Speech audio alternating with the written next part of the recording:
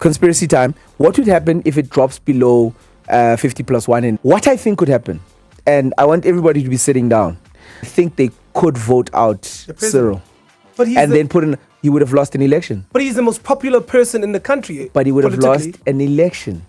Night Pulse with Bolele and Msizi on 947.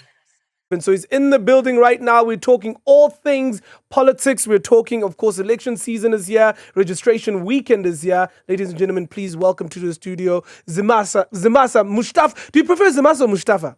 Mooshtaffa for the streets, but like Zimasa for like official. Oh, the serious thing. Official, yeah. Okay.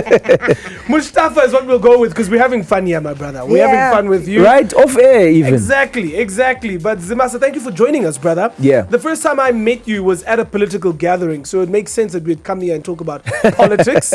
I know that you're very much clued up with what's going on, and you speak, like I was saying to Bolele, you speak at a digestible level. Yeah. Even just now, he was speaking to us off air about things going on. I'm like, wow, I didn't know that's what it was called. Yeah, and it makes so much more sense. Like the information doesn't feel intimidating. You know, sometimes you come across so much information and it's just like, oh my goodness, how do I process all this? Where do I even start to begin to understand what I'm consuming? Yeah. So you've just made it so simple. I like it. So let's get into it, man. Yeah. This year, big pivotal year as far as elections are concerned. One of the things we always hear is that the youth don't want to come out. Yeah.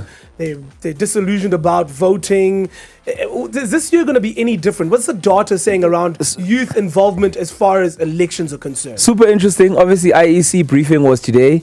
They say we hit a record, 27 million people are registered, but I always look at it and I go, but who shows up is more important, exactly. right? Exactly. And then to answer your question relative to the youth, data just clearly shows us the youth won't go to vote. Like if I was a betting man, right? I'd basically bet on the youth not showing up. Again. That's the truth, guys. Again. This is the truth. After all these years. 1 is a dot, 2 is a line, 3 is a trend. Sure. There have been more than 3 elections, and the youth at all of those elections have not shown up. And every year, when we leave elections, we go, where was the youth? Right? Every single year. Articles come out. Guys, it's 30 to 39, though, is one of the highest registration demographics. Now, that actually backs up the data that says most people stop being aloof at 30 to 39 because there are consequences to you not being politically active. You are now buying your first house. Exactly. You are now your first kid. You are now worried about the price of things for longer than like 2 days saying, what are we doing this weekend, right? So now suddenly you go, hold on, I can change stuff. So the 30 to 39 is still following the trend. So that's where we are right now. So what do you think it is about the youth? Is it simply, like you're saying, they're not invested because in your as we say, lack of responsibility. We don't care. We're not paying for our mortgages. We don't care the inflation rate. What does that mean to me? Is that why? Or is it maybe political parties that are just not appealing to them? So chicken and egg, right? So chicken and egg. So it's like the youth is always complaining that they're not being prioritized, but at the same time, the youth is not voting. So it's like, would you as a business person invest in a product that is not going to give you a return? No, you wouldn't. So you pay lip service to the youth because we know the youth is not going to vote. It's all posturing. We're posturing to each other. It's rhetoric. You know, the youth is the future. You know, the youth is definitely the future. We're going to make sure that they're fine. It doesn't matter. Like, it really doesn't matter. And I'm not being a doomsday naysayer. I'm saying the vital demographic is 30 to 39 and going forward, right? Up to 65 and. Anything below is a plus for political parties. So it's our fault. Yes. As the youth. But at the same time, chicken and egg, right? At the same time, the youth is not going out there, but they're not being prioritized. And they're being affected by everything that's happening in the country, 100%. right? So then how then do we get to a point where we actually then start to change that and try to encourage the youth then to start to participate? I think it's tough, right? Because let's take a step back so that you can make it maybe understand a little bit better. Sure. You need to understand what it takes in order for a young person to become civically active within the political space. You need funding in this country, right? You need to dedicate your life to that in terms of service. You need to then still live as a human. So it costs a lot of money for the person. So if that's why people are career politicians, because you become into that space, and that space then starts to sustain you financially, economically. Thus, you are comfortable to stay in that space, right? But if you are somebody who's leaving corporate, and we're saying you'd be a great minister of communication, you'd be awesome at minister of infrastructure. Do we expect this guy to leave an 800 to 900K a year salary, sacrifice his family as maybe a 33, 34-year-old to go into this thing that needs you to be on the ground and get a base of people, but also fall into a political system that already is turning, a machine that's turning, and hoping that those people will have a voice and climb up that system? Guys, the truth is simple. If we feel that politicians are criminals in this country, then we've got to say to ourselves, the criminals are getting up every morning and are in politics, but the good people are not. That's why we're always going to be creating these type of politicians. It's so funny you say that, because I always say that the best often are not in politics. Yes. And it's because we can't attract them 100%. into politics. I mean, like you say, perhaps the highest paid job in Johannesburg as far as politics is concerned is a city manager, right? 3-point-something million. But if the equivalent in corporate is much higher, you look at somebody who's managing the same budget, let's say Discovery, Adrian Gore is getting hundreds of millions. Yeah, 100%. So just to even add on to that point, there's a script I'm not completely finished with, and it's for YouTube, where I try to basically say, let's professionalize the state, but let's corporatize it. So if somebody's going to look after things, we should not only have a stick, we should have a carrot for those people. So we should say to them, you get a share of profits based off completed projects that are within a particular band in terms of success rate and quality of execution. Then suddenly you're going to get somebody saying, maybe that road must be built. Yeah. Because it impacts me, right? We've got boards, right, that look after as SOEs. There's no financial incentive. If we are going to cry that people are stealing money, how are we incentivizing them not to steal? Yeah, it almost counteracts the idea of mass corruption. 100%. If I'm getting paid and there's incentives to do better. Upside. If there's more upside in me, that's the same thing as piracy, guys, right? When we stopped pirating stuff, it was because streaming was affordable. Yeah. And someone this week said, if streaming becomes unaffordable, we're going back to Pirate Bay. Oh, there's so much to discuss. There's so much to unpack. I mean, all right, I'm sitting at home. I'm 18 to 30, because you said after 30 is when we start being more responsible, right? So 18 to 30, I'm sitting at home going, this thing, no one out there appeals to me. Why would I want to leave my house? Is it worth still getting out of bed on that day, which is Saturday and Sunday, and going to registration? I think it's always going to be worth it, because you get to take your right and you get to exercise it.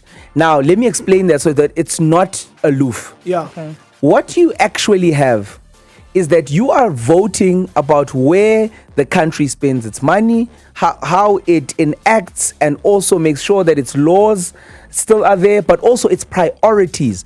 Because remember, we've got a party system, and what that party system does is that you vote for a group of people who then will take those views that you feel are closest to what you want, because no political party is going to be 100% to anybody. Then they will champion what you feel is important, or the direction that the country should take. So when you do not vote, what you are saying is that if we were to take the GDP of South Africa, right, the value of all goods and services that the country produces, and we were to divide it by the population that we have, they say 62 million, I think it's maybe closer to 70, but it's fine, right? You then divide that by each person, you get the value of goods and services per individual.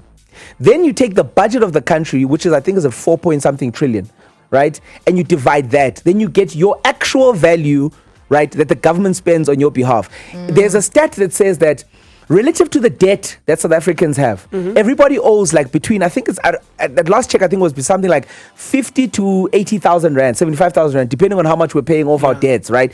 We do 350 something billion interest payments, not on what we owe, the interest on those payments. And it's becoming a large part of our government spending, right? The interest, not even the capital amount, guys. So you owe that amount as a South African. You actually owe that amount. So when a government department overspends, right? Because there's not a single government entity that does not overspend. I want this to be clear. Everyone is overspending. They are overspending on your name. They're overspending on your name because somewhere, somehow, the only way that they are looking at raising money is through taxation. Sure. Right? It's either they tax you, The different forms of companies, or they increase VAT. VAT. Oh, Because no one's saying let's cut. yeah. No one is saying No that. one's saying- Why is no Well, party what- championing tax cuts?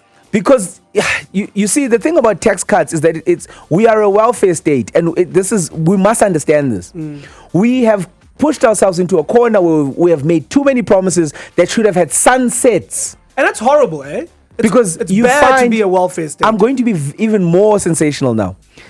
RDP housing should have had a sunset. You cannot have somebody who is my age or 40 who has been schooled by the state right through to varsity who expects a house. It's crazy, crazy. And I want people to fight me on this because those who fight me on this are not saying the state should be taking those resources and stimulating growth and trade.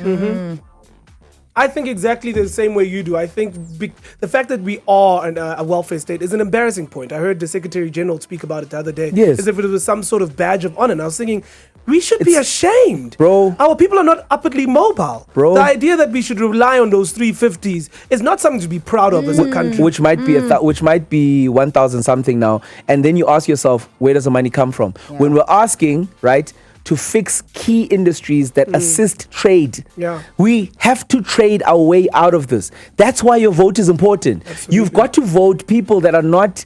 You've got to vote people out that are not championing what you want. Okay, let's hear your conspiracy theory. It is radio afterwards. I think no matter how you cut the cake, I think the African National Congress will be the biggest party still, right? Yes. There's the same voter base that probably voted in 2019 is still there. So there's you're not going to be able to do anything there. What's interesting though is what would happen, right? Conspiracy time. What would happen if it drops below 50+1 and it's not able, or it needs to basically create a coalition. Yeah. What I think could happen, and I want everybody to be sitting down. I think what could happen is that you could actually get a special elective session within the ANC, and I think they could vote out Cyril, But he would have lost an election. But he's the most popular person in the country. But he would have lost an election. I don't think you understand. Remember what I told you about people that are thieves and criminals? Yeah. If I don't know how old you guys are, but I lived through 2007. Yeah, we're both 30 years old. We were in primary school. Those days in September were harrowing for everybody who didn't know where the country was going. Sure. I think that if it happens and we fall, maybe the ANC 50 point something, and then they're still fine. But if it goes below that, I think that we could see a crazy upheaval because the people that have been waiting, right? The people that are maybe a lot more unscrupulous than the ones that you think are now ready. They have a chance. They can easily call a special election and say, but that guy went and lost us an election. Sure. And then it would be clear, it would be factual, right? Same thing happened to Musi Maimane. So why would we think that it wouldn't happen in the ANC? Well, the reason why I don't think you can compare those two things is that Musi was never going to run the country.